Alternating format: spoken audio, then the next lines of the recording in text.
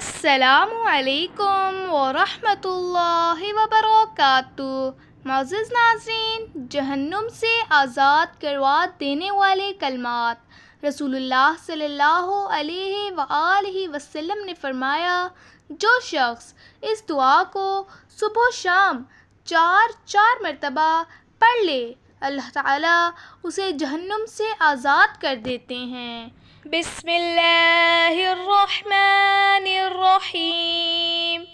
اللہم انی اصبحت اشہدک واشہد حملۃ عرشک وملائکتک وجمیع خلقک انک انت اللہ لا الہ الا انت وحدک لا شریک لک وان محمدا عبدک ورسولک۔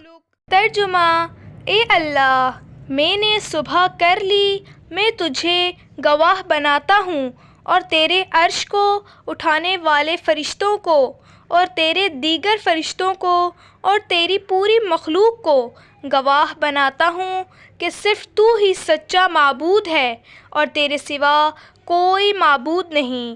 تو اکیلا ہے، تیرا کوئی شریک نہیں، اور محمد صلی اللہ علیہ وآلہ وسلم تیرے بندے اور رسول ہیں۔ شام کے وقت اصبحت کی بجائے امسیت کہنا ہوگا۔ دن میں کسی بھی وقت یہ 4 درود سب مسلمان ضرور پڑھ لیں۔ بسم اللہ الرحمن الرحیم۔ صلی اللہ علیہ وسلم۔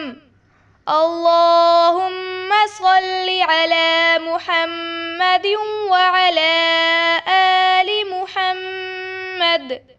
صلی اللہ علی النبی الکریم۔ صلی اللہ علی محمد النبی الأمی۔